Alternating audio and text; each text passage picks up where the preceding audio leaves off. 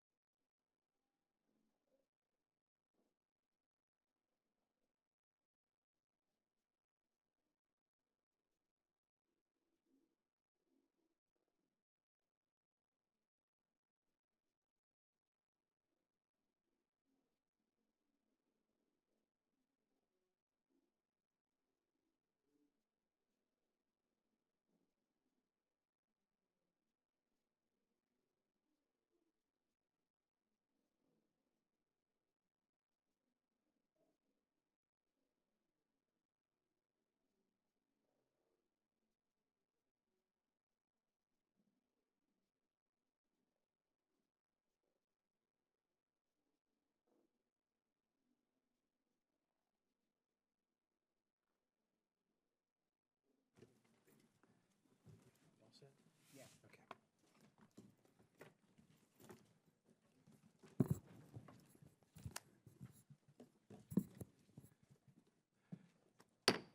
Good morning. The committee will come to order. 1 week ago marked the official deadline for implementing the new EMC chip card technology. The shift away from traditional magnetic stripe credit cards to ones embedded with a chip adds an additional layer of security to every purchase, making our financial data less accessible to cyber criminals. The transition to EMV chip technology impacts every American consumer and is of great importance to this committee. But just how much does the average American know about this transition? Many have probably received a new card in the mail. Fewer have probably dipped their card into a new payment terminal. And many more may not know that a change is even taking place. Given the number of electronic transactions that occur every day, this is a serious transition, and with it are some serious concerns. Small retailers are worried about the cost of implementing these new payment terminals and then taking time to train staff on how to use them and finally helping consumers learn how to use them. And even though the technology shift was intended for October 1st, many credit card companies are still behind in issuing new cards to consumers. This poses significant challenges to sorting out liability issues in the case of cyber theft. There are also questions about how much this actually does for security.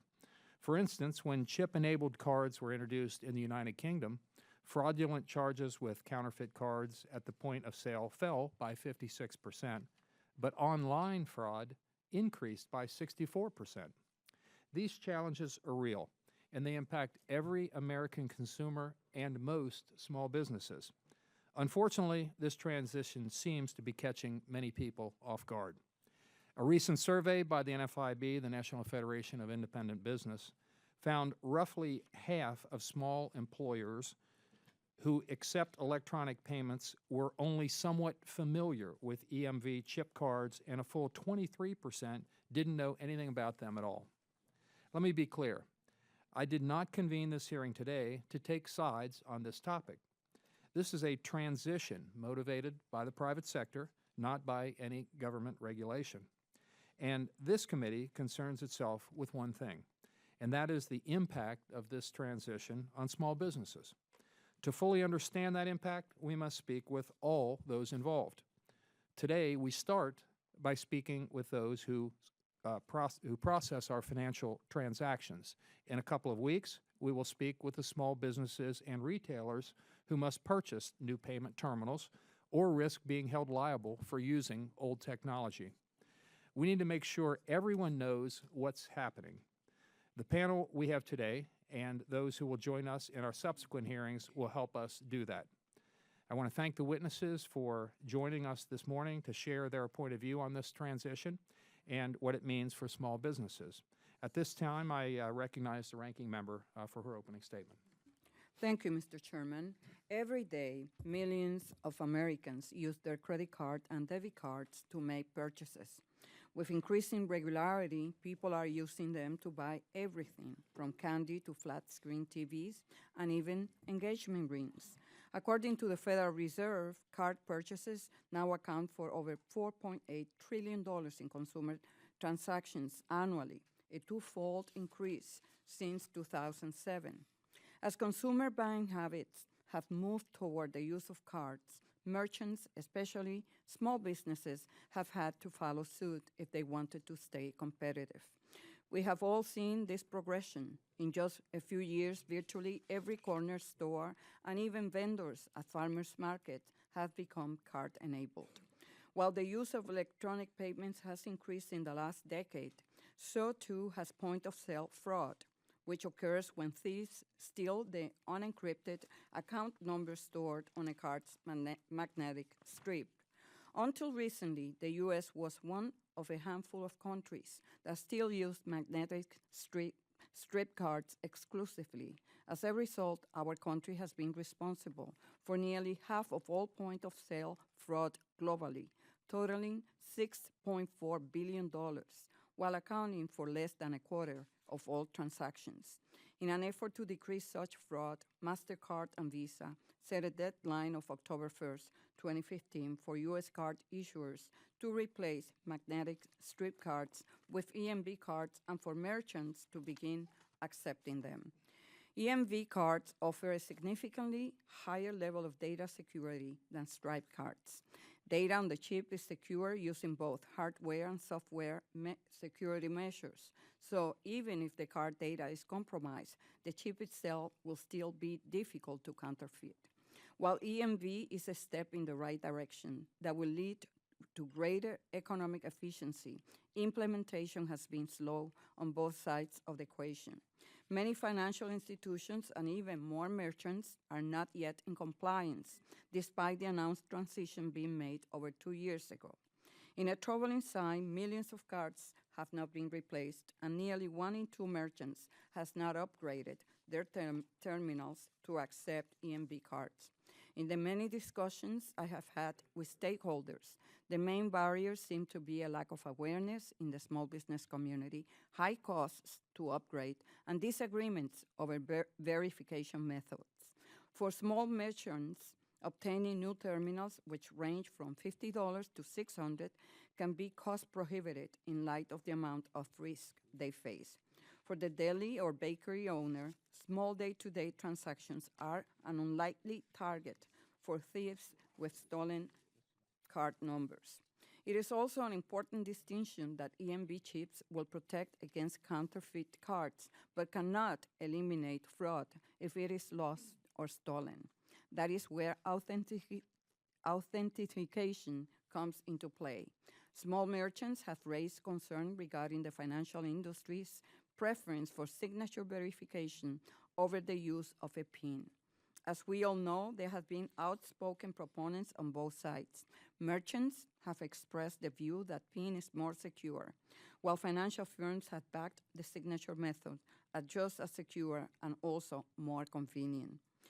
I look forward to hearing about these issues. Regardless of which method is used, most observers, including the Federal Reserve Board, agreed that chip cards will provide a more secure payment environment. Technological innovation holds great promise to spur economic activity. EMV is not hack-proof, but it is far safer than the magnetic strip status quo.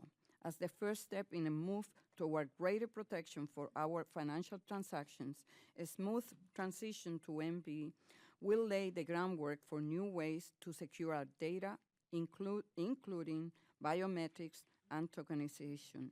I look forward to hearing how the financial services industry is handling issues surrounding the EMV transition, both in its own conversion as well as how they are assisting their small business client. And with that, I want to take this opportunity to thank all the witnesses for being here today. Thank you very much. If committee members have opening statements, I would ask that they submit them for the record, and I'll take just a moment to explain our timing rules here. It's basically the 5-minute rule. You all get 5 minutes to testify, and then we get 5 minutes to ask questions, and there's even a lighting system. The green light will be on for about 4 minutes. The yellow light will come on, letting you know you have about a minute to wrap up, and when the red light comes on, if you wouldn't mind concluding your testimony then or close to then, we'd greatly appreciate it. Now I'd like to introduce our distinguished panel here this morning. Our first witness is Stephanie Erickson, Vice President of Risk Products at Visa. Since joining Visa in 1994, she has been actively involved in developing the global smart card implementation strategy. She's a graduate of University of California, Los Angeles, where she received a BA in history with specialization in business administration. She also holds an MBA in marketing from Santa Clara University, and we welcome you here this morning. Our next witness is Scott Talbot, who is the Senior Vice President for Government Affairs at the Electronic Transactions Association. He received his BA from Georgetown University and his JD from George Mason University School of Law. We welcome you as well. Our third witness this morning is Paul Weston. He has been president and CEO of Tampa, Florida's TCM Bank since 2002. Today, TCM serves 200,000 cardholders and sponsors 640 community banks for competitive credit card services, in addition to providing ICBA member banks with payment card consultations. He graduated from Michigan State University and completed the Graduate School of Retail Bank Management at the University of Virginia. And I would now yield to our ranking member, Ms. Velasquez, for introduction of our next witness. It's my pleasure to introduce Jan Roche. She's the president and CEO of State Department Federal Credit Union in Alexandria, Virginia. Jan has over 30 years of experience in finance, credit union leadership. In addition to chairing the Community Depository Institutions Advisory Council for the 5th District Federal Reserve Bank, she also serves as treasurer of the Credit Union Cherry Blossom 10-mile run here in D.C. Jan was elected to NAFCU Board of Directors in 2013. Ms. Rush received her Bachelor's of Science in Business Administration from the University of Richmond, and she is a certified public accountant in the Commonwealth of Virginia. Welcome. Thank you very much. Ms. Erickson, you're recognized for 5 minutes. Thank you. Thank you, Chairman Shabbat, Ranking Member Velasquez, and members of the committee. My name is Stephanie Erickson, and I am Vice President of Risk Products at Visa. Thank you for the invitation to discuss Visa's ongoing efforts to help transition the U.S. to EMV chip technology and what this means for small businesses. Given the current cyber threats, we need to move the payments industry away from static account information that can be stolen and used for fraud to smarter dynamic technologies that make payment data useless to criminals. Chip is an important part of this fundamental change in the payment system, and we're working to incentivize consumers and businesses to make the shift. For those who are unfamiliar with chip cards, let me provide an overview of what they are and how they work. An EMV chip is a microprocessor that's embedded in a payment card or mobile phone. When a consumer uses a chip card at a terminal, a unique one-time code is generated, or cryptogram. This type of authentication adds a substantial layer of security and prevents cyber criminals from creating counterfeit cards. Counterfeit fraud represents approximately 2/3 of the fraud that occurs in stores today. So as you can see, chip makes merchants less attractive targets for criminals. In August 2011, Visa announced a roadmap to transition the U.S. to chip and put in place a set of incentives to encourage adoption by financial institutions and merchants. A part of the incentive program, the party that has not implemented EMV by October 1st will be responsible for the loss from in-store counterfeit fraud. Getting the word out about this transition has been a key focus, and Visa has dedicated significant resources to raising awareness and providing small businesses with the tools they need and the information to adopt chip technology. In March, Visa launched our 20-city education tour to show small business owners how to demonstrate the value of chip. To date, we've traveled to 16 cities, including Cincinnati, New York, Miami, and Denver, to name a few. And more than 1,000 small business owners have turned out to learn about chip. To amplify our efforts, we're closely working with other partners to provide critical resources to small businesses like the SBA, the NFIB, and local chambers of commerce across the country. Visa created a number of online resources, including visachip.com, which contains information specifically for the small business community. We've also worked with terminal providers to make transitioning to chip more easily accessible, especially to smaller merchants. The cost of upgrading has been a key focus for us, and I want to highlight that low-cost chip terminal options are available for less than $100, and in many cases, the terminal is included in the cost of the service. For example, Square recently announced a new $49 reader that accepts EMV chip cards as well as NFC mobile payments like Apple Pay and Samsung Pay. This raises an important point for all of the mobile payment fans out there. When small business owners upgrade to chip-enabled NFC terminals, they aren't just investing in payment and data security, they're also positioning themselves to accept the next generation of secure mobile payment technologies. I want to emphasize that this is not a mandate. Visa's roadmap was designed with flexibility in mind, allowing businesses to make the transition on a timetable that meets their needs. In other words, October 1st marked the beginning of the process that will ultimately lead to near universal adoption of chip technology in the U.S. And we're pleased to report that great progress has already been made in this migration effort. Retailers, and particularly small businesses, are making great strides. As of September 15th, more than 314,000 merchant locations are accepting EMV, which represents a 470% year-over-year increase.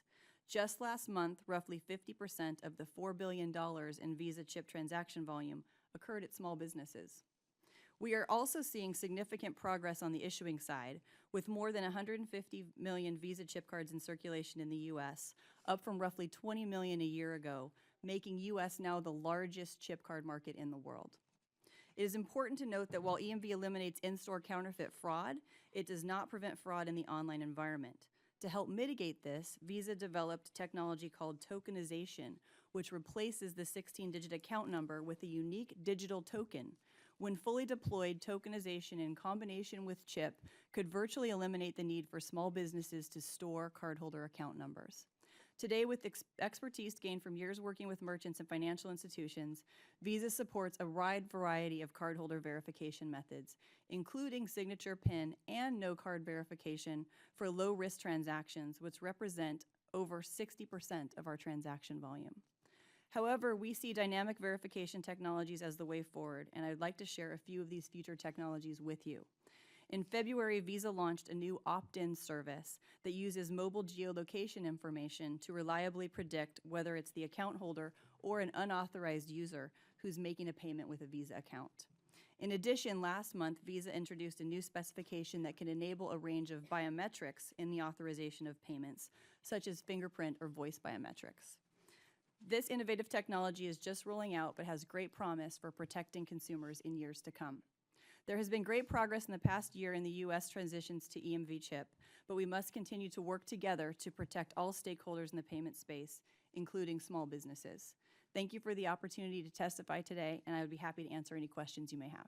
Thank you very much. Mr. Talbot, you're recognized for 5 minutes. Thank you. Mr. Chairman, Ranking Member Velasquez, members of the committee, I'm Scott Talbot. I'm Senior Vice President for Government Affairs at the Electronic Transactions Association, or ETA. Our member companies essentially represent all the major players and many of the minor players in the payment space. We focus on the acquiring side, which means we are the connection between the merchants and the payment system. So we are the handshake that helps make all these transactions possible. In this ecosystem, and the payments ecosystem is one where that processes transactions securely and quickly, whether the consumer pays with a credit card, a debit card, a prepaid card, whether they tap, dip, swipe over the phone or over the internet. And contextually, 70% of all consumer spending is done electronically. Last year, electronic payments totaled over $5 trillion with a T. By 2017, we project that ETA members will process over $7 trillion in electronic payments. Combating fraud is a major focus for ETA members, and our payment system is built to insulate and prevent fraud, to detect and prevent fraud and to insulate consumers from liability. It's important to note that both before and after this EMV transition, consumers will enjoy zero liability for any fraud when using electronic payments. Billions of dollars of fraud occur each year, and the largest category is counterfeit fraud. This is where a thief steals your active account number, makes a fake card, and goes and uses it in store. Chip cards work to prevent this fraud by creating a special dynamic one-time code that runs with each transaction. So a fraudster who obtains a chip card account number will not know what this code is and therefore cannot create a counterfeit card to be used in stores. As Stephanie mentioned, to incentivize the industry to migrate to chip, last week, October 1st, the networks implemented a voluntary, long-planned liability shift for payment card transactions. Liability shift means any participant, whether it's a bank or a merchant who is not chip compliant, could be responsible for in-store counterfeit fraud. To make the switch to chip cards requires the cooperation of 8 million banks and credit unions who have to issue $1.2 billion cards in the U.S., 1.2 billion cards in the U.S., 8 million or so merchants who are going to upgrade their equipment, as well as consumers are going to have to switch from the familiar swipe to a dip. Small businesses across the board are beginning to become EMV compliant, and I'd like to talk about the way they think about this process. First is the cost. The cost of upgrading one chip terminal is around at least $50. I brought an example of one here today. CardFlight, based in New York, offers it for about $50. The cost for each merchant depends on the complexity of their system. If they have multiple terminals or if they have integrated terminals, the cost is going to be much higher, but on average, it's going to cost about $100. So each merchant will have a different risk of fraud. They have a different fraud threat matrix, and they will compare this fraud threat matrix that they have to their cost of the upgrade. And those merchants who experience a lot of counterfeit card fraud because they sell easily marketable goods and services like jewelry or electronics they're more likely to be chip compliant, and if they aren't, they will be quickly. Those merchants that sell services and less marketable goods like hotels or car washes or dry cleaners are less likely to be compliant at this point. They may delay their decision to convert.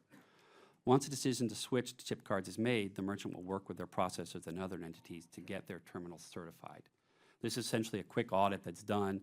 For one terminal, it's relatively simple, but if you have a complex number of terminals, it could take longer to become certified.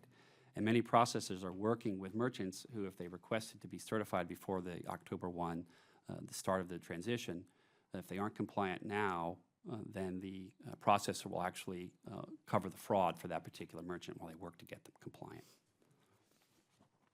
To assist small businesses with the migration to chip, the payments industry is working with a large number of programs, both financial incentives as well as educational, aimed both at the small business as well as at consumers. ETA, for example, has an educational website, sellsafeinfo.org, which is aimed at helping small businesses. And we'll continue to work with them through the process. We are also working with state AGs and state regulators to help get the message out to consumers. As I said earlier, chip cards only protect against in-store counterfeit. They do not protect against online fraud. As we know from our experiences in Europe and Canada, the fraudsters will simply shift their focus from counterfeit cards to online fraud. To address online fraud, the industry is deploying another technology called tokenization. Tokenization essentially replaces the payment card information with a unique identifier that cannot be reversed. Another layer of protection that is being deployed by ETA members is point-to-point encryption. With point-to-point encryption, the data is encrypted during the transition process as the information runs across the systems, and merchants or thieves cannot grab that information and use it to make fake cards.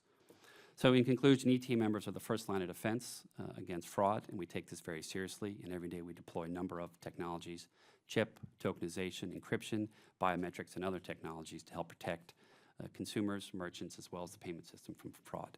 Thank you for the opportunity to testify. I look forward to your questions. Thank you very much. Mr. Weston, you're recognized for 5 minutes.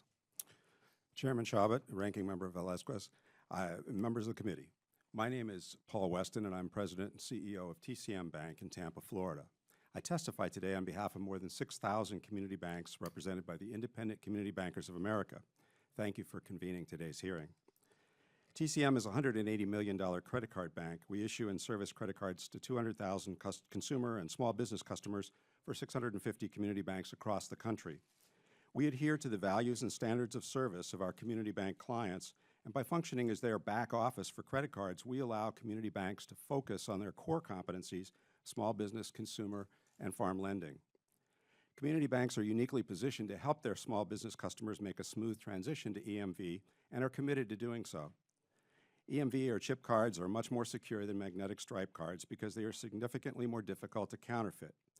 Counterfeit cards made with stolen information represent the largest portion of payment card fraud in the U.S. While consumers are protected against loss, having to replace a credit card or a debit card is inconvenient for them at best.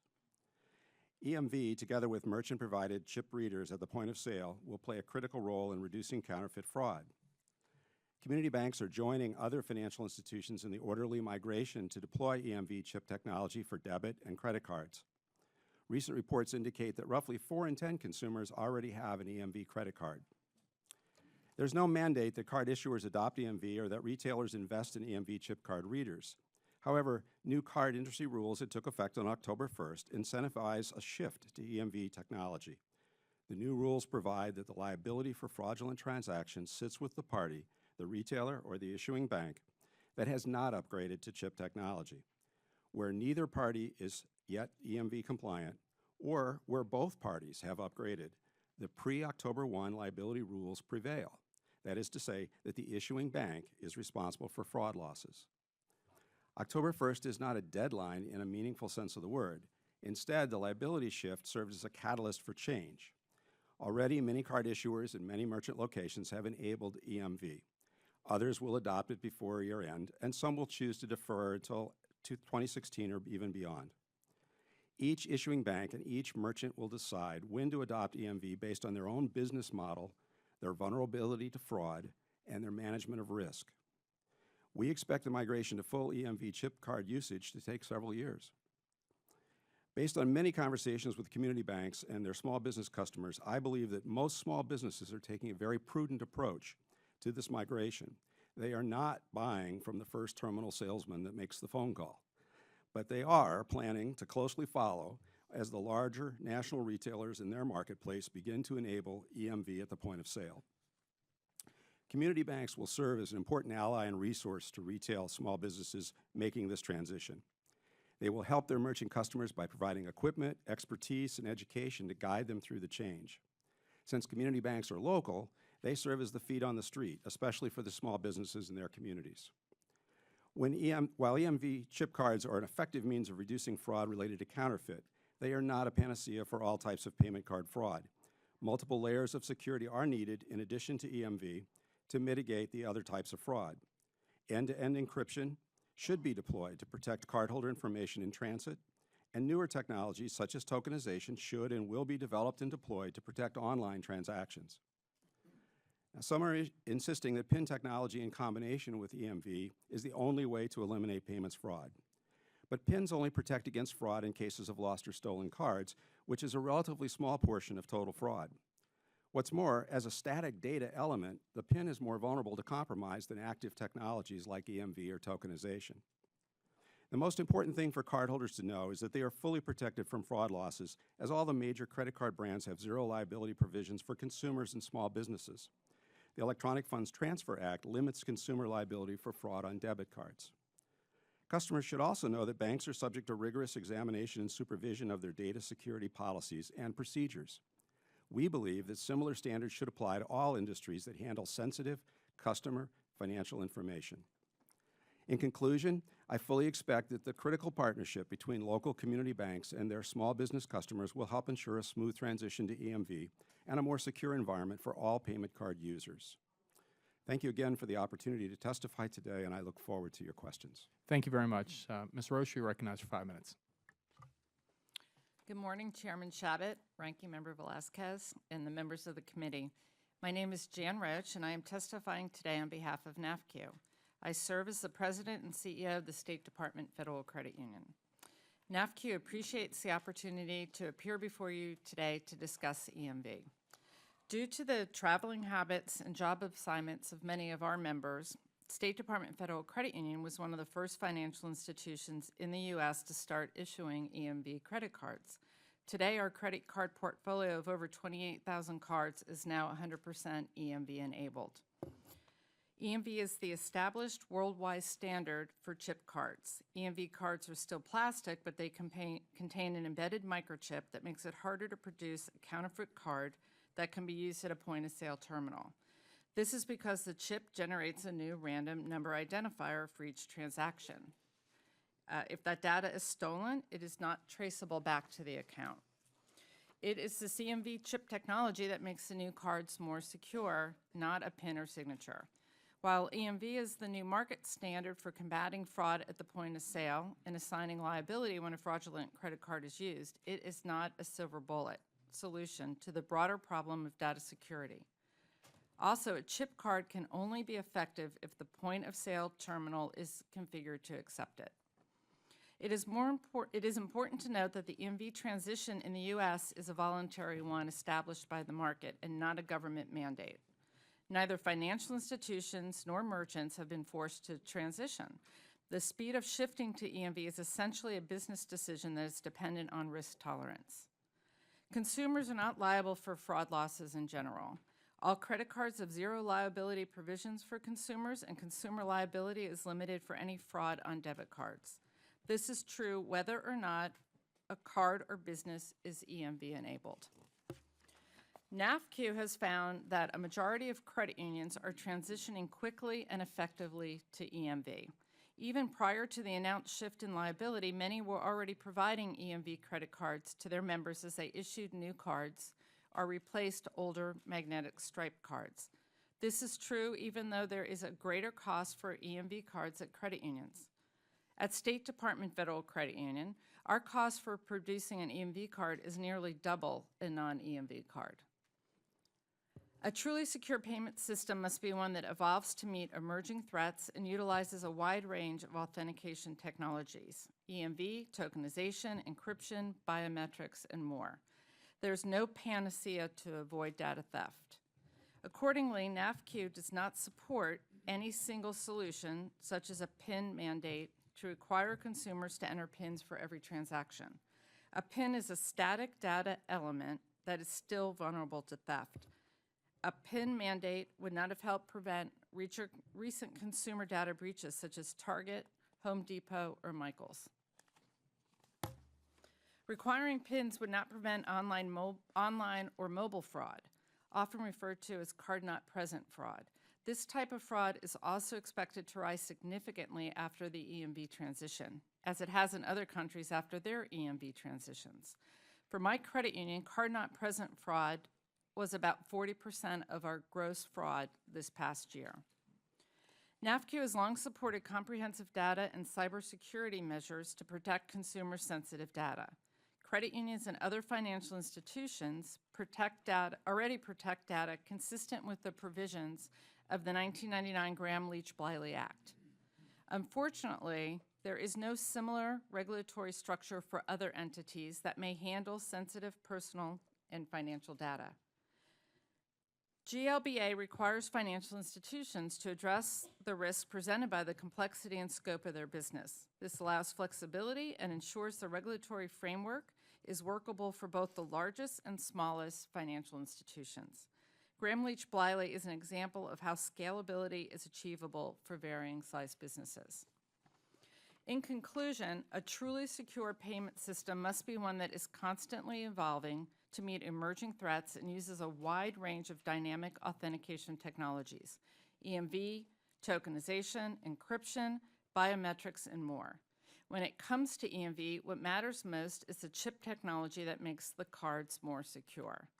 Requiring additional measures such as PIN usage does not make substantial improvements to the system. NAFQ urges you to support H.R. 2205, the Data Security Act of 2015. This bipartisan legislation creates a national data security standard that is flexible and scalable. Ultimately, consumers will only be protected when every sector of the industry is subject to strong federal data security standards that are enforced by corresponding regulatory agencies. Thank you for the opportunity to appear before you today. On behalf of NAFQ, I welcome any questions you may have. Thank you very much, and we'll now recognize ourselves to ask questions, and I'll recognize myself first for 5 minutes. Today's October 7th. The deadline for transition to this new technology is about a week old now, and I'm going to have a little audience participation here. Just by a show of hands, how many in the audience used a credit card to purchase something over the last week? If we could just see a show of hands. Virtually everybody in the room. I'm not going to ask you what you purchased, but you used that. How many of you, if you know, use this new chip technology? Okay, quite a few. Excellent. All right, well, I appreciate that very much. I know my staff couldn't use the new chip technology when they tried to do so in the cafeteria and downstairs in this building this week, so that's something we probably need to work on. And we've had a similar shift before from paper processing to electronic processing, so we've experienced this to some degree before, and that certainly seems to have caught on, although I generally use cash myself. So my first question is, and I'll ask you, Ms. Erickson, how is the transition going? I know it's still very early in the process, but how's it going?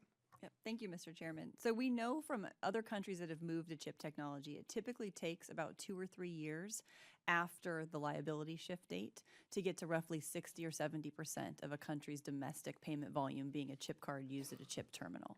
So we are in very good shape in terms of being that we're really at the starting point of moving the U.S. towards using this technology more frequently. And it typically takes about 4 or 5 years after the liability shift date to get to greater than 90% of the payment volume being chip on chip or chip authenticated, if you will. So the fact that we already have more cards here in the U.S., more chip cards here in the U.S. than any other country, and great participation, particularly from many of the major retailers that even just turned on Friday and Saturday last week. We're seeing increasing growth on the payment volume side of things. If you look at consumers, many consumers have at least one card in their wallet. Many of them have more than that. What we've seen from our research as of July is that roughly 60% of consumers have at least one chip card in their wallet. And as of that time in July, they'd done at least 30% of them had done at least one chip transaction. But we know that many retailers just enabled in August and September, and many are enabling this month as well. So we're seeing that increase almost on a daily basis in terms of the actual penetration of people doing a chip transaction going forward. Thank you. Let me ask you another question. The shift to payment cards with computer chips has happened, as we know, in other places all around the world, including Europe, where the technology has been used for about 20 years now. What's the impact on fraud rates been in Europe, specifically since the implementation of the EMV chip card? And what effect do you think that chip and PIN has had on instances of fraud in Europe? And what does that mean for the implementation here in the U.S.? What additional levels of security are financial service providers working on to better protect businesses and consumers and strengthen data security? Yeah, unfortunately, Visa Europe is a separate legal entity from Visa Inc. So I can speak to other parts of the world that have moved to chip technology around the same time and same pace compared to Europe. Who would we need to go to get the information on that? Someone from Visa Europe or someone from Europe. Can you recommend anybody on that? We can get back to you on that for Okay, sure. I'd appreciate that very much. We do have data to share, though, from other countries, if you'd like to hear that, from Australia, Brazil, and Canada. I'll get that later, but I'm got a minute and 18 seconds left, Okay. so a whole lot of questions. So I understand that the cost is a deterrent to small businesses, as we know, as well as training the employees and to use the new system and even educating customers about how to use the new terminals. And these appear to be, hurdles for small businesses, and this committee is the Small Business Committee, so we're obviously very concerned about the impact this will have on small businesses. How are small businesses supposed to overcome some of these obstacles, and what are some of the challenges that they face? Are financial service providers offering any assistance to businesses that encounter these problems? Mr. Talbot, did you want Mr. Chairman, thank you. Good question. I think many financial institutions, as well as other entities like processors, are offering both financial incentives. American Express, for example, set aside $100 million to help in this process. Other companies are providing low costs. For example, this card flight, this is $50 attached to the merchant's phone to go on the low end. But there's lots of financial incentives as well as educational incentives. There's videos, there's in-store demonstrations, there's teleconferencing. The payments industry is working very hard to help the small merchant get to this process. The end result is to protect everybody, themselves as well as consumers, from fraud, and that's the ultimate goal. Thank you very much. My time's expired. I'll recognize Ranking Member Ms. Velasquez, 5 minutes. Thank you, Mr. Chairman. Ms. Rush, as we know, under the new EMV agreements, liability to reimburse consumers for fraud loss shifts to a party that has not upgraded to EMV technology. What is the process for making consumers whole, and do they contact their bank like they have in the past? What will be the process? So the process will not change. The consumers, if there's they've noticed a fraudulent transaction on their account, they'll contact their bank or credit union, whoever issued the card. And then my credit union specifically will reimburse the consumer, give them a provisional credit, and then we'll work it out on the back end as far as whether or not we recover those funds from a merchant. Thank you. Ms. Erickson, small businesses pay considerable sums of money to accept payment cards. Reasons given for these fees have often included the cost of fraud. If EMV successfully reduces fraud, will Visa commit to reducing swipe fees on its cards commensurate with that fraud reduction? Well, our interchange rates that we have set are consistent across the industry in terms of incentivizing participation for issuers to issue cards as well as merchants to accept payments. But isn't one of the arguments always has been the cost of fraud? Fraud is one component of it, including the credit risk of lending that So credit to the how would you cardholders. factor in, if we see that there is a reduction on fraud, how will that? Yes. Well, unfortunately, the criminals continue to invest in strategies and being able to commit fraud as well. So we need to continue to invest in the ability to address that fraud. So even though EMV is one technology that's going to help drive fraud down, we need to continue to invest in analytics and other types of authentication technologies that continue to stay one step ahead of the criminals, because unfortunately they're going to continue to try to do that as well. I just can't help myself but laugh. There is also typically 2 tiers of interchange fees for in-store and online transactions. So if we see a reduction in fraud on those. Sorry, what's your question? There is also typically 2 tiers of interchange fees for in-store and online transactions. Excuse me, Carl. What is We're not sure what the question is. No, it's a statement. Oh, okay. So will there be the day when we see a reduction, and you're going to provide for Mr. Chavez to be able to identify in terms of Europe if the percentage of fraud has going down after Right. the The only statement that I implementation? have is the interchange fees that we have are very competitive, and they incentivize participation from both issuers and merchants to participate in accepting electronic payments. And we continue to invest in security and technologies to make that convenient, as well as to continue to provide consumers confidence in using electronic payments. Mr. Talbot, thank you.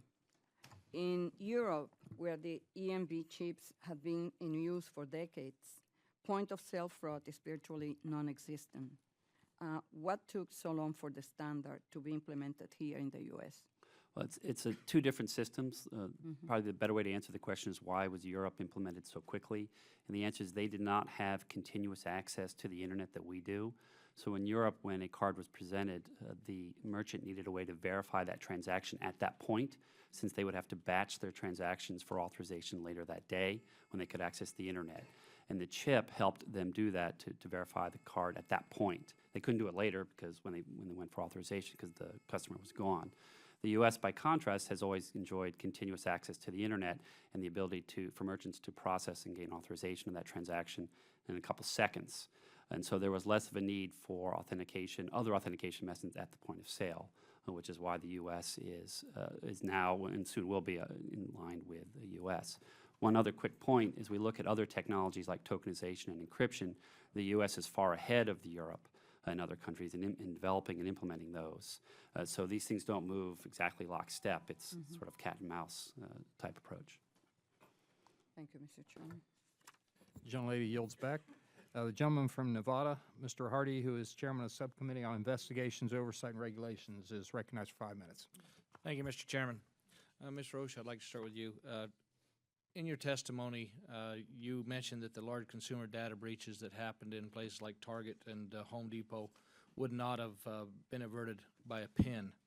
Do you believe this EMV would have averted those same targets? Sorry. It would not have averted the breach itself, but it would have made it very difficult to counterfeit the cards. It's difficult to counterfeit the chip in the card so that the cards can then be used to commit fraud. This liability shift to the retailer, or whatever we want to call it now, instead of the banks, why the October 1st deadline? Anybody want to care to address that? When it's with the busiest time of the year, we're going into the busiest approach of any retail market or any selling between now and December. Yeah, the liability shift was announced August 2011, so more than 4 years ago. And typically around the time of other markets announcing their liability shift, October 1 has been a very commonly accepted date because we recognize that at that point in time we start to see increasing payment volume. So it was just a date to align with the same dates that many of the other parts of the world that announced their liability shift dates effective October 1.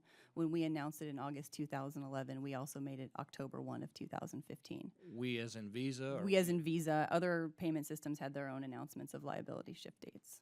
So this is, October 1 is only for Visa? October 1 is for Visa. MasterCard also announced the same date later, but we announced that first in August 2011. Assuming that this all comes together over the next couple of years, and we have 100% usage of EMV and the token, and everything starts working, but then the criminals always seem to find another avenue.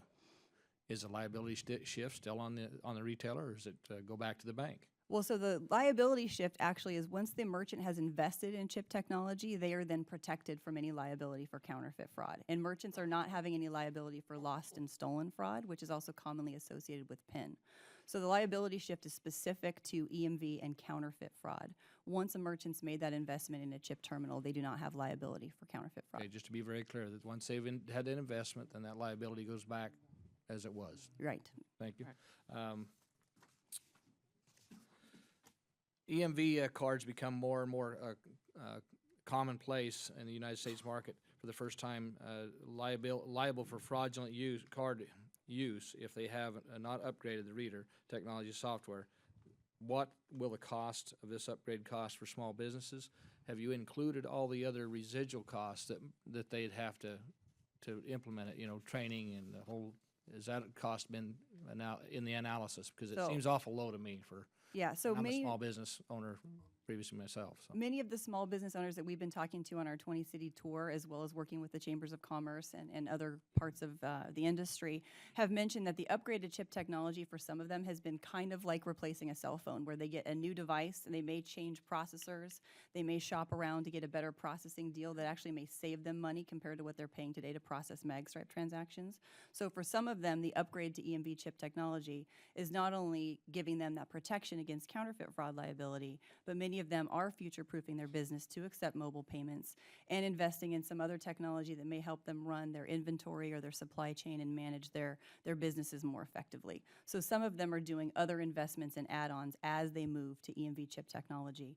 But in terms of staff training, we've worked closely across the industry. Not only on visachip.com do we have a lot of training materials, including a 10-step implementation guide and downloadable sales associate training materials they can use, but we worked with MasterCard, American Express, and Discover to do a gochipcard.com I got another question site. to ask. So I also want to know, in one of your comments here, it sounded like there wasn't going to be that much liability at first. It's kind of understanding it's a 2 to 4 year process. Mm-hmm. So how are we going to determine which business is going to reap that liability and which is not? We've been doing a lot of education with the small business merchant community and the large retailers to identify which retailers tend to be the ones that are the high likelihood of counterfeit fraud. It's where you think it may be, like electronics stores, high-end luxury good retailers, for example, whereas small businesses, typically that are in the service industry or a local delicatessen, cafeteria, coffee shop, they are not typically the recipients of a lot of counterfeit fraud. So we've been doing education with the major retailers so that they know what their counterfeit fraud liability will be, as well as with the small business merchants and their supplying industry so that they understand what the counterfeit liability will be for them. We want the whole industry to move to this technology because it does help secure payments and preserves consumer confidence in payments, but at the same time, typical small business merchants that are doing services or low-value transactions are not usually the recipients of counterfeit fraud. Thank you. The gentleman's time has expired. The gentleman from Hawaii, Mr. Takai, who is the ranking member of the Contracting and Workforce Subcommittee, is recognized for 5 minutes. Thank you. Thank you, Chairman, and thank you for having this hearing. Really appreciate this. As someone who has had to change their credit card for each of the last 3 years, I think anything we can do to enhance protections and to prevent fraud is much appreciated. But I believe that as any transition, it's very tough. I have a few questions. I wanted to start with Ms. Roche regarding, well, here's my question. The merchant community has strongly advocated for this move to the chip and PIN system here in the U.S. In fact, I may add, I was going to Japan and a few other countries for quite a while. My Visa card had the chip technology for maybe 3 years now, and I wasn't able to use it until just about 2 weeks ago here in the United States, in fact, in Hawaii. So as a credit union with many members going overseas, what has been your experience regarding the fraud rates on the PIN-enabled or the chip cards? That's a difficult question to answer because the cards that we're issuing have the chip and a swipe on the back of it. So we have had to, because the cards are getting swiped in addition to being used as chips, we have had to reissue cards with chips that have had fraud committed on them. So our experience, it's very hard to segregate whether the fraud is coming from the chip a chip read card or a swipe card.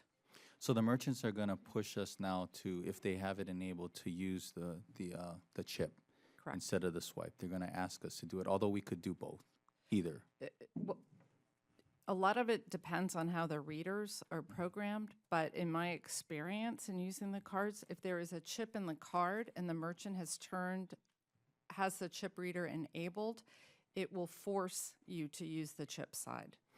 Okay. It forces it. And you know what's surprising is I have a debit card too. And for the past year or so, some merchants don't require a PIN. So that was surprising. But on your credit cards, maybe your debit cards, you require a PIN. So are PIN numbers helpful? Do they prevent fraud? And then are they actually stored on the merchant's system? So the PIN numbers are, what really matters, what's keeping the transaction secure is the chip. So the authentication method, whether it's PIN or signature, is not as important. And in fact, the PIN is, it's a static data element that can also be stolen.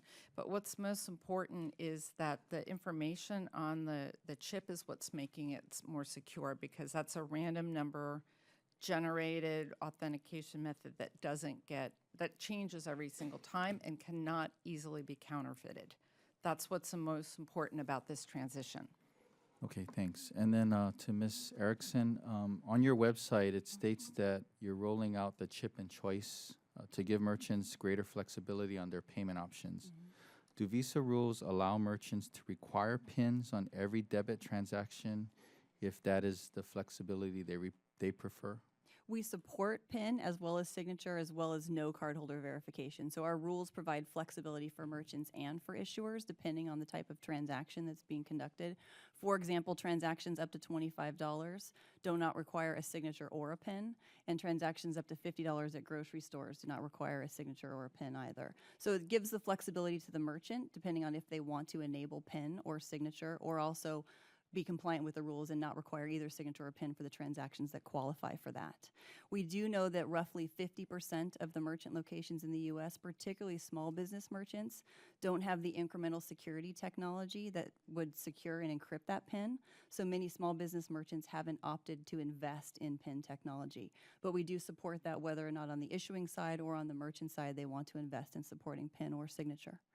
Who has the liability for debit cards? I mean, the debit charge transaction goes directly into my my checking account and pulls the money directly out. So Right. do I have liability, or do you Consumers still have zero liability for that. So from a Visa perspective, consumers have zero liability whether it's a credit card transaction or a debit card transaction. when was the shift done to eliminate the 4-PIN requirement for debit cards?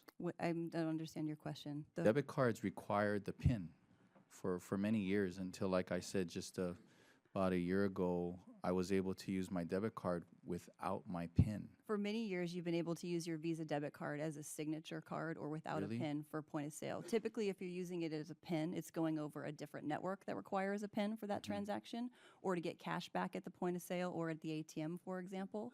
But using it as a Visa card at the point of sale, you've always been able to use it without a PIN. Really? Okay. Yeah. Thank you. I yield back.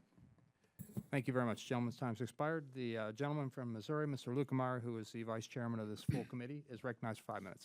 Thank you, Mr. Chairman. Just kind of a recap here, make sure I'm understanding what's going on here. Basically, what you're trying to do, we have a problem. The problem is fraud and cyber theft that is occurring against financial institutions and through the system, which they're having a cost. Is that correct? That we're trying to alleviate. So the solution to that is for the new chip and PIN, chip and whatever kind of technology. Is that correct?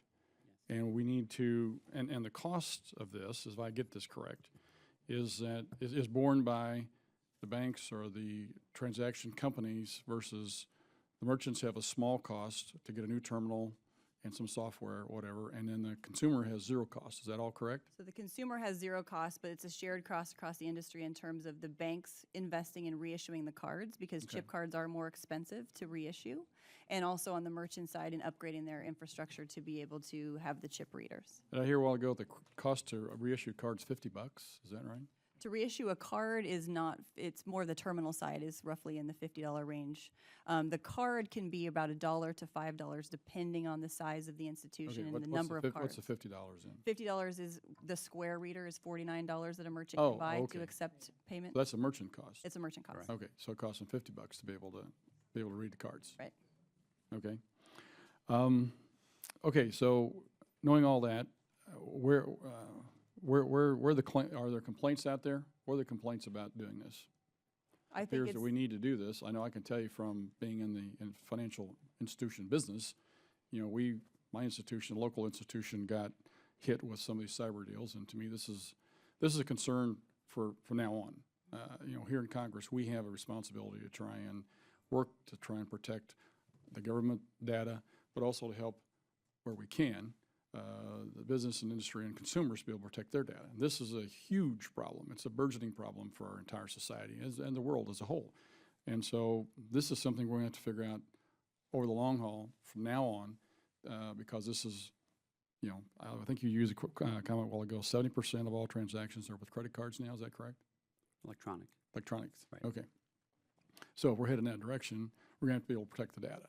That is a real problem. But so I guess the concern is that we know what the problem is. You know, it's going to be getting greater as the bad guys figure out how to get around the system. What are the complaints about doing what you're doing? What have you done to alleviate those, I guess? well, we've seen a lot of great momentum in the industry, and as I'm sure as Mr. Talbot can also elaborate on. But I think the key thing to remember is it's a shared cost and a shared effort across the industry. The issuers are reissuing the cards. The payment systems are investing in new technology to stay ahead of the criminals and to do more predictive analytics on the system side, as well as those transactions are flowing through our networks. And the merchants are investing in the technology to be able to read chip as well as mobile as we're moving in that direction. Okay. So it's really a shared effort. Okay, what's the amount of fraud reduction that you anticipate with EMV adoption? Typically in markets that move to chip technology, when they get to that 60 to 70% of their transaction volume in a country being chip on chip, takes about 2 years after the liability shift date. We also see counterfeit fraud go down by about 60 or 70% and continue to go down as the penetration level goes up.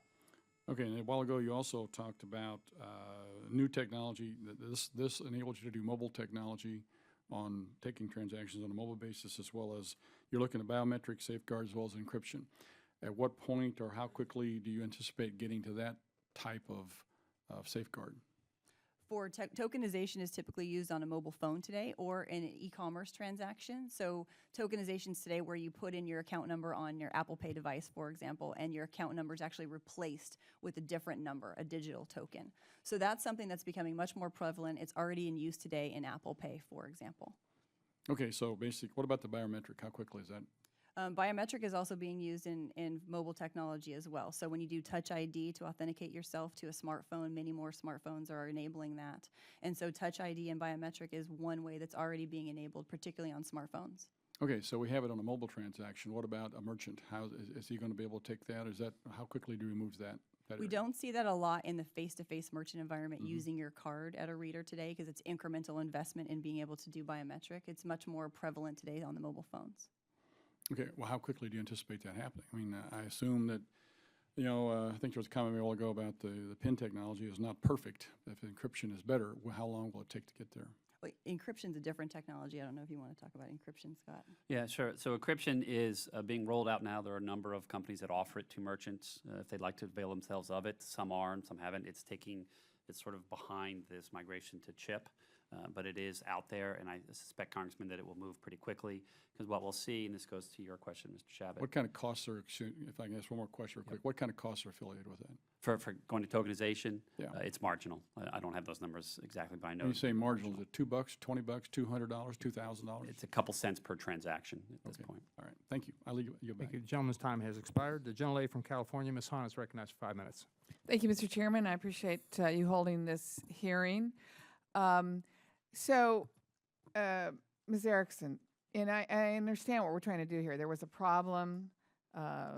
Visa and other banks are trying to incentivize merchants out there to switch to this new technology to reduce their fraud. And so the big incentive was, if you don't, by October 1st, upgrade your terminals to this chip technology, any fraud that happens, you, the merchant, are 100% liable for the fraud.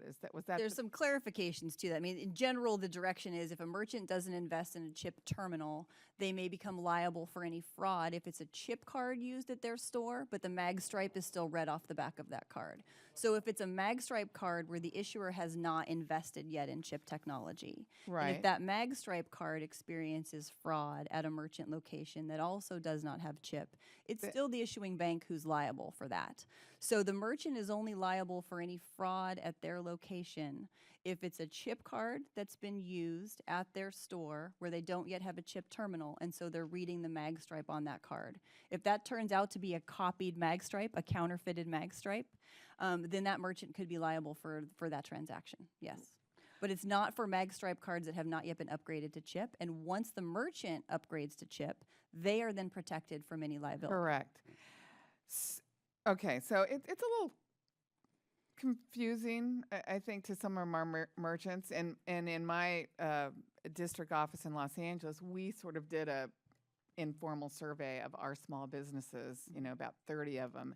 And it was surprising how many of them did not have any idea that as of October 1st, they would be responsible for all liability under that scenario. Yeah.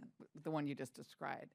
So I guess my question to you was, I know you did sort of a 20-city road trip, which didn't seem like a lot of cities to me.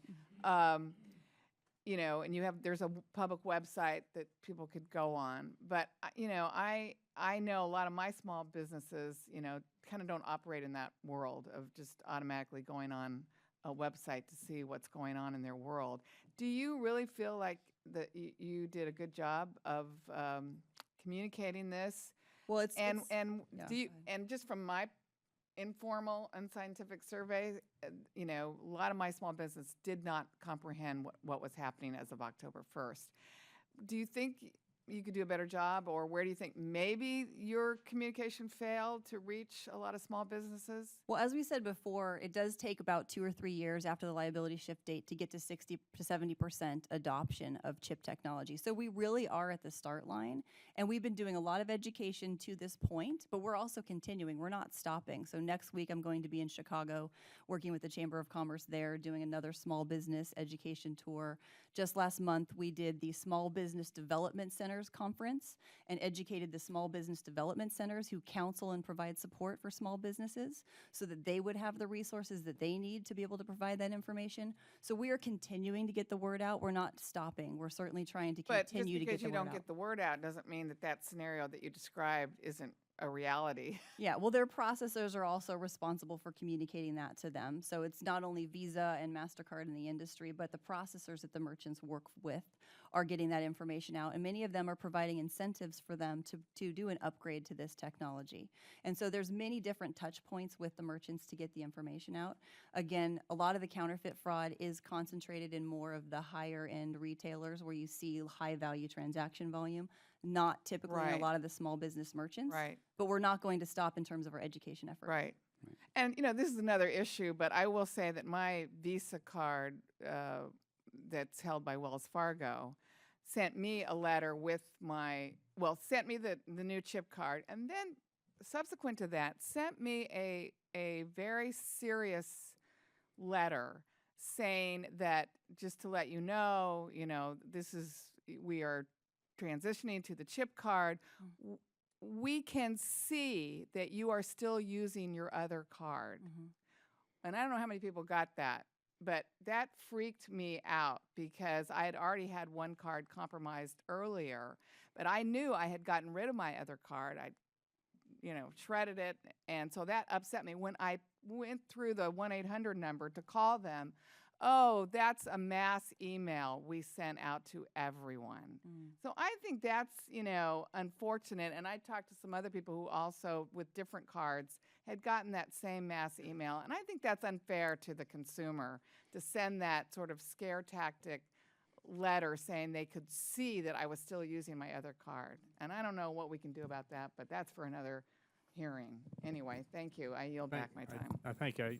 And if it's of any consolation, when my wife and I got back from vacation about a month ago, we had a phone message indicating that the IRS was going to file a lawsuit against us the next week because we hadn't paid our taxes. And I said, didn't we pay our taxes? And we had indeed paid our taxes. So anyway, a whole lot of folks, yeah, she went online, and a whole lot of people are getting that same thing. So it's a scary world out there. But thank you very much. The gentlelady from American Samoa, Ms. Radowagan, who is the chair of the Health and Technology Subcommittee, is recognized for 5 minutes. Thank you, Mr. Chairman and Ranking Member Velasquez.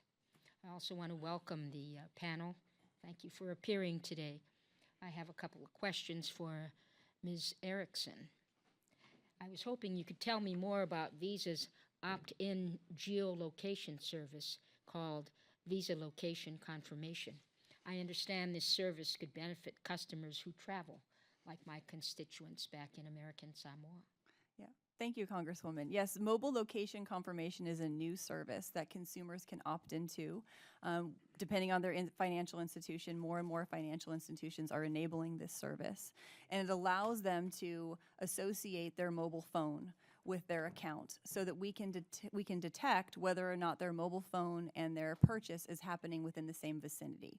So for example, if your constituent is doing a purchase in New York, but their mobile phone is in Los Angeles, we would score that transaction as higher risk, and there may be a chance that that transaction would be declined versus if their transaction was occurring in Chicago and their mobile phone was also in Chicago, we would have better confidence that it's really them doing that transaction. So higher likelihood of an approval.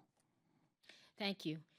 As a member of a district that's comprised mostly of small businesses, I am concerned about the merchants in my district that can benefit from the EMV chip but can't afford the transitional cost. Do you have any plans to offset this cost for such merchants? Well, we know that based on the countries that have moved to chip technology in previous years, the incremental cost of moving to chip now in the U.S. is rather baked in. So we know that roughly 30 to 40% of the terminals that already exist in the U.S. have the chip hardware slot in them, but they may need a software upgrade. So in many cases, they don't need a new terminal, they just may need a software download from their processor. And as we've mentioned, some of the costs that are available, or the terminals that are available to merchants, are now in the cost range of $50 or $49 for the Square device, and under $100, merchants can buy a terminal at Costco for $99, for example. And that device was even on sale for an additional 20% off last week. So we're seeing more and more low-cost and cost-effective solutions becoming available to the merchants. Wow. Thank you, Ms. Erickson. Thank you. I yield back, Mr. Chairman. Thank you. Gentlelady yields back. Gentlelady from California, Ms. Chu, who is the ranking member of the Economic Growth, Tax, and Capital Access Subcommittee, is recognized for 5 minutes. Thank you. Ms. Erickson, as of July 1st, 2015, the EMV Migration Forum estimated that only 25% of retailers would be in compliance with the October 1st deadline. Previous estimates had been as high as 44% of merchants meeting the date. Are we behind in terms of the adoption? And first, I'd like to know the answer to that. Yeah, I think there's been different estimates depending on if it's coming from IT Group or the Payment Security Task Force or EMV Migration Forum that have all been roughly projecting that by the end of this calendar year, roughly 40% of the terminals would be upgraded by the end of December of this calendar year. And so as we were mentioning before, we know it takes several years to get to, critical mass of adoption, and we've seen quite a bit of significant momentum with the 314,000 locations as of September 15th, and even more locations that came on just in the last week and are planning to come on this month. So I would say there's been great participation in the merchant community in terminalizing and updating those terminals to be able to accept chip cards, and even more plans for that to continue to roll forward in 2016 and 17, which is very similar to what we've seen in other countries that have moved to chip. Have you done a poll as to what the main issue is in terms of adoption? Is it ignorance or is it the expense? I think it's mainly just planning that into their implementation time. Many large retailers have just recently announced that they have enabled nationwide, whereas they were previously piloting in 50 to 100 stores to fine-tune the solution, train their sales staff. make sure that they had the solution operating the way that they wanted it to operate before they rolled it out nationwide. Whereas some small business merchants have been upgrading as their processors have been providing them the solution. So it depends if you're a major retailer or a small business owner as to how that migration is going forward. But we've actually seen quite a few major retailers enable in just the last week or two, and more even planning to go forward. And it's also important to note that roughly 50% of the volume we see today has been coming from small business merchants.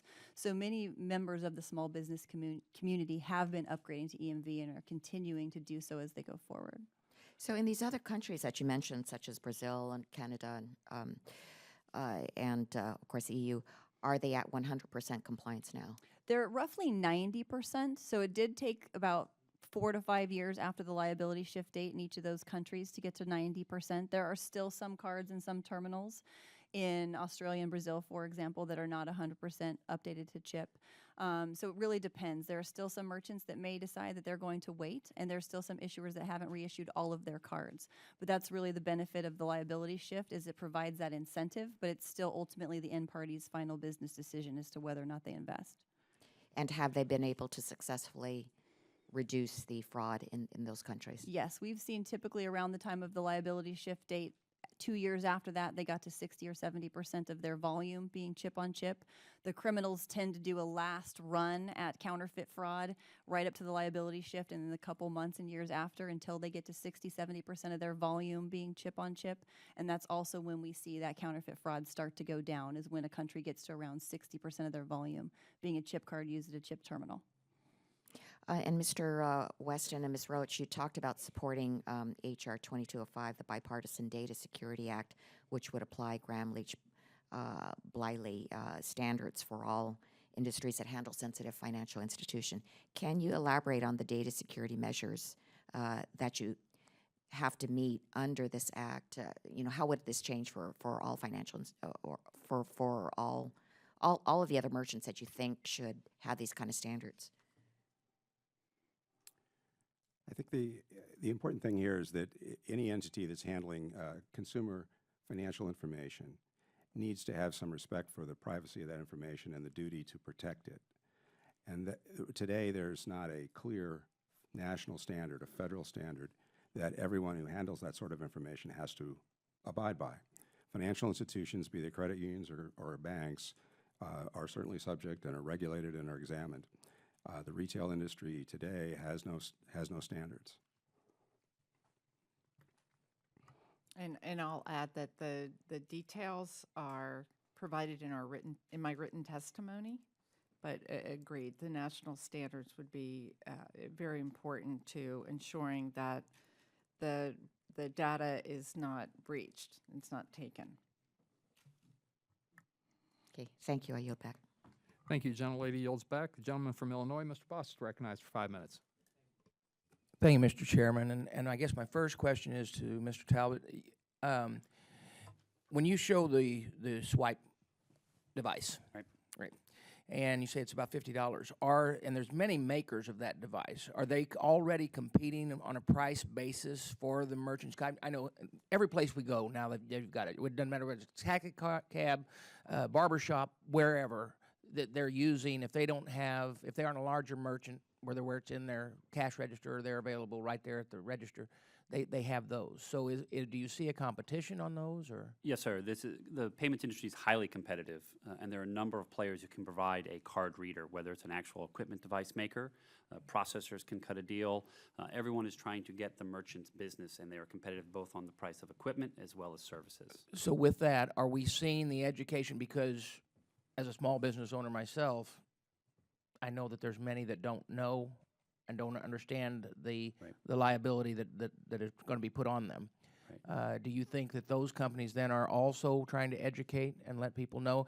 And then how many times as a small business person do you realize when somebody sends you something you think, oh yeah, that's just make-believe, I'm not going to respond to that? Right.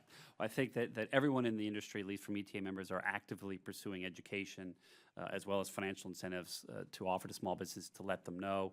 This is a perfect opportunity if you service a small business, your processor, to reach out and talk to them, talk about an equipment upgrade, talk about the change, talk about what the liability shift means. There's also a lot of negative noise out there that we are working to fight through. Critics are arguing that this isn't great, which is inaccurate in the sense of the ability of CHIP to reduce fraud, counterfeit card fraud. But the efforts are being made both education-wise in all forms, as well as financial incentives are being offered. Have you heard of any, I mean, everybody thought it was safe when you first had the swipe, you know. I mean, when cards first came out, we thought they were safe. Right. Criminals are always going to be looking for something else to put on there. That's right. And do we see already somebody trying to offset this? Well, I think that there's always going to be, we'll build a 10-foot wall and crooks will build an 11-foot ladder, and so we must be continuously vigilant, and as well as deploying multiple layers of protection, whether it's EMV, tokenization, or encryption, or biometrics. We need to keep moving the system forward because the crooks will continue to fight to try and go after the money. So devaluing the information is the first step, and that's what tokenization as well as CHIP does. Just another question, if I can, and it's probably because I have the panel in front of me and I wanted to find this out. The responsibility of the merchant to ask, or their agent, to ask for an ID along with the presentation of the card, is that still pushed for? Not at this point. It is a fallback, but it's not necessarily common practice. Okay, because my wife, I mean, she always thanks people if they do that, and I've watched her do that. And so many people, we just don't think about it, but...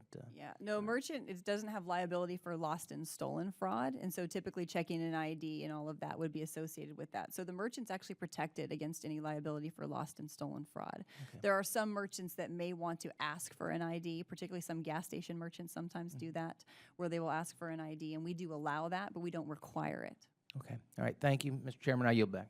Thank you. Gentleman yields back. The gentlelady from Michigan, Ms. Lawrence, is recognized for 5 minutes. Thank you, Chairman.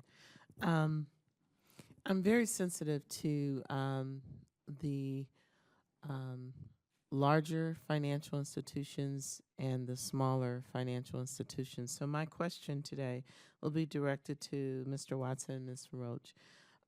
You represent that small and mid-sized financial institutions. I would like to understand from your perspective, we talked a lot about liability for the merchants and for the industry, but let's drill down to your piece of the market. What types of costs do you incur? What is the impact on you as a smaller financial industry and notifying your customers and responses to breaches? So would you please elaborate on that?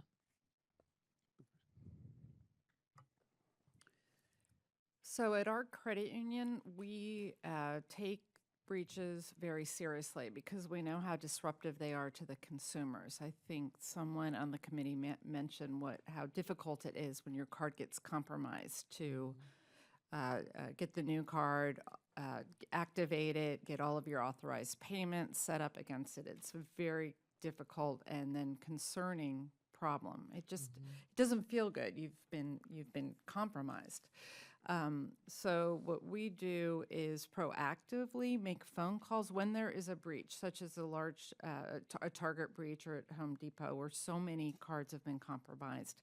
We get a list, typically get a list of those cards that may have been involved in that, and we reach out to the consumers to our members on an individual basis to let them know that their card may have been compromised, and then we give them the option, the choice of whether or not they want the card reissued.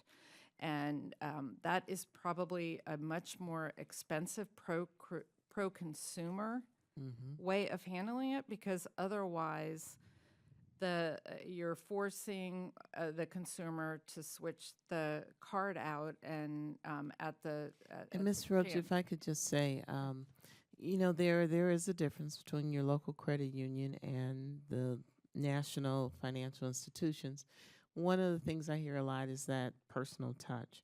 But what I wanted to drill down into, what is the impact financially? Because you do that personal outreach. Is it going to be a greater impact on you with the chip or less of an impact? So that's where I'm trying to go.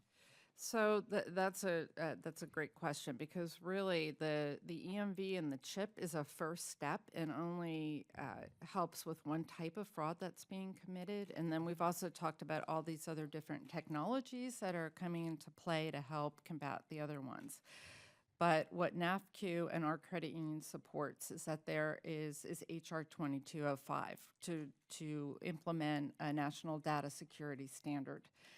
Because that's going to keep everyone looking forward. It's going to put some of the same requirements on all businesses that financial institutions are already having to comply with, and it will make the consumer information much more safe and secure. Thank you. I would just add that I think the doing something to combat the breaches, whether it's convincing the organizations, be they healthcare providers or retailers, to step up to data security standards that are the equivalent of what the financial services industry does. The chip card deployment, certainly, anything we can do to make the information better protected, to make it much more difficult for the bad actors to utilize it if it is available to them. That's going to be helpful to the community financial institution as well as to the consumers, because they're not going to have that disruption in their lives of being on a trip and having their card be shut down and having to get another one overnighted, et cetera. It is an expense for us, but similar to what Ms. Rocha indicated, we look at it as a high-touch service. We've got to be there for our customers. That's the community bank way of competing, and so it's a necessary expense. I just wanted to follow back on what Ms. Erickson said. I'm refreshed that, or encouraged that you are going to continue the education, that you will continue to do the briefings. It's good to know that the providers are also doing some outreach to the small businesses, because one of the challenges, as you know, to small businesses is the asset to information and education.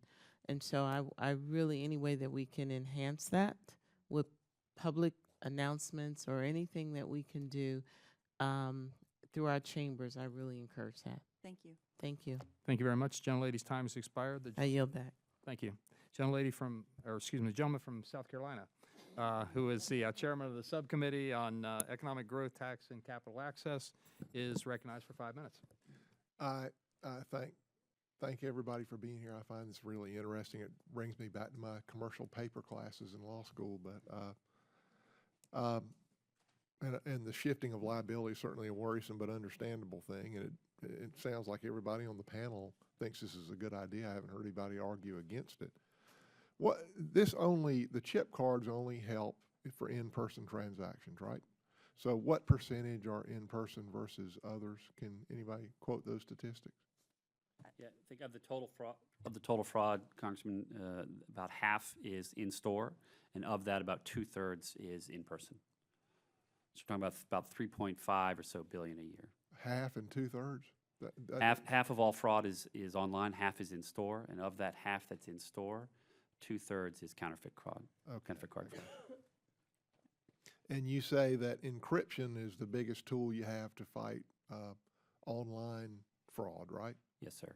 I mean, for years I wouldn't put my credit card on the internet, and I finally broke down, and now it's a routine thing, and it's amazing that it doesn't happen more than it does. Does this this regulation commit small businesses to any future upgrades, or it's just this one instance? The liability shift is just for an upgrade to EMV. So That's it. that's it. And so when you come up with your next best thing, they're not committed to do that. We're encouraging that when they're making that infrastructure upgrade for EMV to protect against counterfeit liability, that they also consider contactless and NFC, which enables them for mobile phone acceptance, because it's a very similar upgrade, and many times the equipment does both. So to make sure What that I'm worried about is you're going to come up with something greater 2 years from now, and that they're going to be required to do that, or there'll be a liability shift. There's nothing in there that requires that. in other countries around the world, when they've moved to the EMV liability shift, that has been the key driver. Okay. So. Let me ask you this. We talked earlier, people were talking about the difference in liability for debit versus credit cards, and you're saying the consumer has no liability for either. I've always heard debit, there's a little bit more concern there. But what about internet banking transactions? You know, I log on to my bank, I put in my account name and my password, and I can move money and do it. Who's liable for that? If somebody stole my password and my account name, who's defer liable to for my that? banking into I believe the rules would apply that it's between you and the bank that you've chosen for your PC banking service. So as a customer of that financial institution, you need to look to their policies as to what. So there's no law, like, you know, the old law that the bank's supposed to know your signature on your check, and that's their problem if it's been a forgery. Well, I think certainly if you're transferring money in and out of your account, there are rules that apply to electronic funds transfers, yes. All right. One thing that's bothered me in the past as a user of credit cards is when, and it hadn't happened very often, but I might be in a store to buy something, my credit card gets declined. And I go outside and I call the credit card company. They say, oh, you know, this actually happened to me. So they said, well, at 3 o'clock in the morning, your card was used to sign up for Vonage. And we don't think that was you. Well, they were right. It wasn't me. $14. They were right. Shouldn't they have some duty to notify me about that before I'm standing in a? So many issuers do have the ability to give you an alert. So this happened to me not that long ago. I hear ability, but shouldn't they be required to notify me before they start declining my card on in-person transactions because some guy in Russia is doing an internet transactions for $14 to Vonage? I think the challenge of that type of law, it might be over-inclusive and under-inclusive at the same time. There's so many different variations of that pattern, and we've all experienced it, that the industry is actually ahead of that, and they will notify customers. I get notified frequently. So the industry has taken that step. I think a law would be difficult to implement. How difficult is it for somebody, let's say I go into a restaurant and a waitress writes down my credit card number and expiration date and name. How difficult is it for somebody with that information to create a dummy credit card and use it in person? It's actually very simple. The technology for your magstripe is about 40 years old. It's the same technology used in cassette tapes, if you remember those. So it's easy for them to take the information and create a counterfeit card. And that's really where CHIP comes in, is that that waitress would not be able to use that fake counterfeit card in stores. She could use it online, and that's where tokenization comes in, but it's actually very simple, which is why this step is necessary to end that counterfeit card fraud. My time's up. Thank you very much. It's been certainly educational. Thank you. The gentleman's time has expired.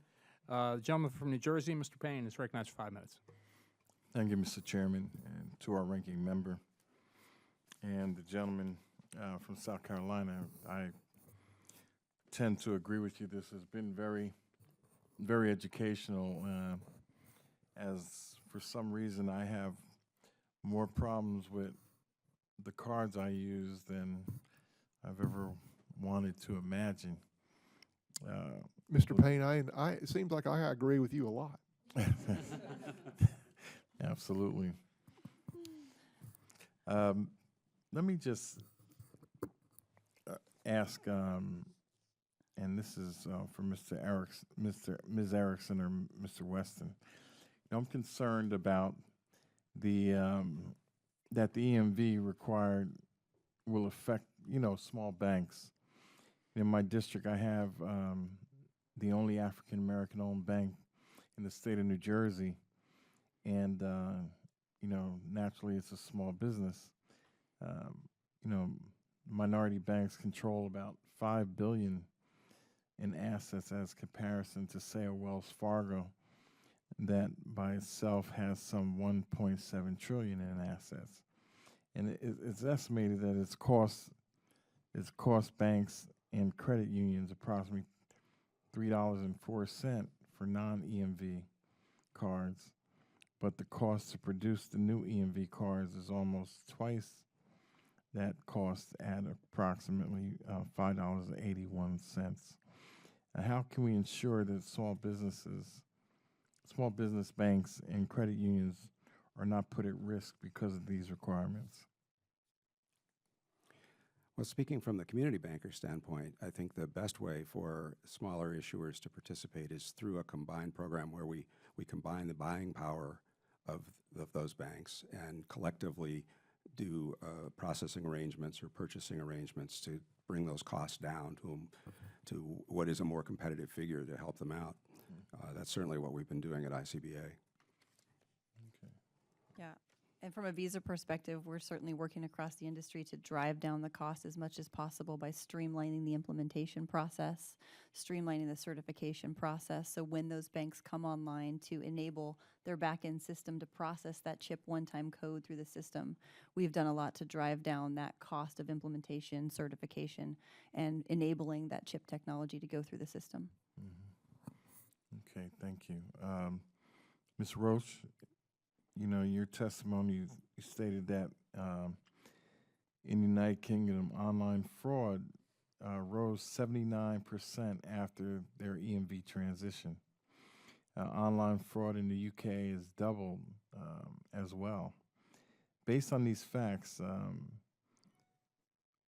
we can presume that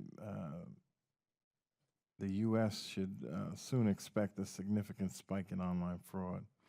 And with the holiday online shopping season quickly approaching, this is a major concern. In your testimony, you mentioned tokenization and cardholder verification technologies as an answer to online fraud. When should we expect this transition, and how will it work, and how will the liability shift work? So I may yield to one of the other experts at the end of the table about when they expect those technologies to come into play. But what we think about at our credit union is that there is always going to be something else coming down the pike.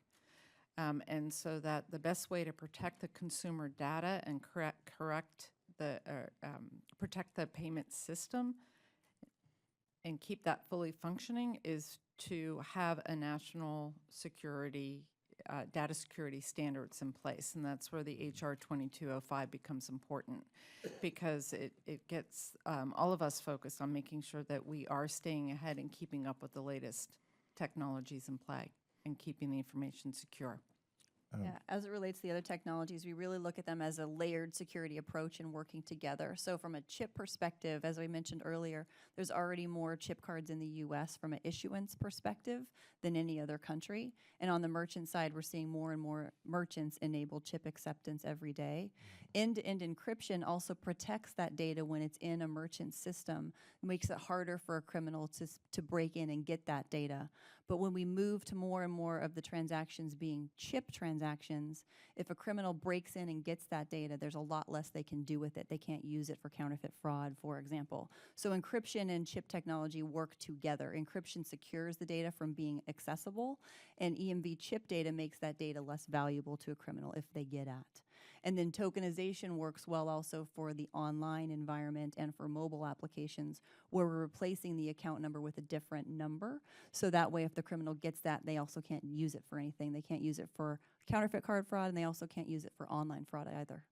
Okay, thank you. I'll yield back. Thank you, gentlemen. Time has expired. I'll now recognize Ranking Member for a statement or a question. A last question. Do you expect financial firms to phase out magnetic strip in the future? We're gonna have to run two parallel systems for a while, but eventually magnetic stripe will drop to very, very small percentages. Okay, all right, thank you. I had a quick question and then just a final point. I think it was you, Mr. Talbot, that talked about the when we build the 10-foot wall, bad guys are up to an 11-foot ladder. I assume that you all are thinking of those things relative to this, and if so, would you want to comment on that without telling the bad guys what you're up to? Here's the secret passcode. No, I think that as we develop these technologies to deal with threats, we're also looking to develop, and we are developing other technologies, whether it's geolocational, whether it's biometrics, whether it's facial or voice recognition. All of those are in the works. Thumbprints are already in play in a number of mobile phone applications. So we're constantly working and committing resources on R&D to develop new types of technology, dynamic types of technology to address future frauds and to make the system more secure. So we're constantly vigilant. Yeah, Thank you we're very much. continuing to invest also in other technologies that use the analytics in the system. For example, we just announced a few months ago something called Visa Transaction Advisor, where we send a code actually to the gas station, to the gas pump, that detects whether or not that might be fraudulent, that would prompt the cardholder to then go into the store, where the gas station attendant could maybe ask for ID to make sure it's really the real person. So we're investing not only in point-of-sale technology that helps detect fraud and possibly ask for a higher level of authentication like an ID, but continuing to invest in those predictive analytics that detect fraud patterns as well. So the technology is continuing to advance.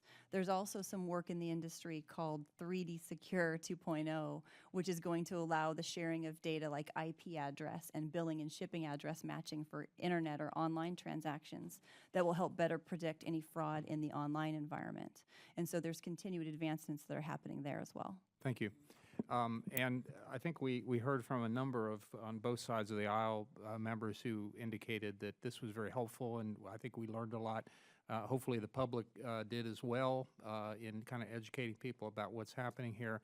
And as I mentioned in my opening statement, it's the committee's intention to have another hearing in a couple of weeks to allow the merchants and small business folks and retailers to come in and voice their concerns to the committee. So we can delve into this further and make sure that we're getting a complete picture of what's happening out there. And I want to thank our witnesses for participating today. I'd ask unanimous consent that members have 5 legislative days to submit statements and supporting materials for the record. And if there's no further business to come before the committee, we're adjourned. Thank you.